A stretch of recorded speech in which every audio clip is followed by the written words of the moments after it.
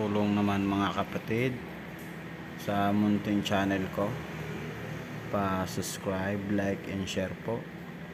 Marami po salamat. Ayan, mga kapatid, balang araw po. Ang ibabagi ko po yung sa multo at saka yung mapaminsalang espiritu. Pambakod po ito. Pwede rin ikalmin. Pwede rin siyang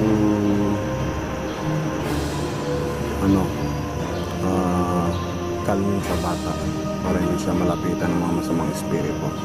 At pwede nyo ikalmin tapos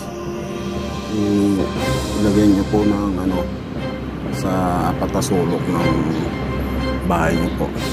Sa pagbaon naman po, ganun po, gagawa kayo ng 4 na orasyon. Ilalagay nyo sa bote ng garapa. Yan, banggitin nyo lang po ng 3 beses yung orasyon. Pwede rin nyo rin konsagrahan po yan para mas malakas siya.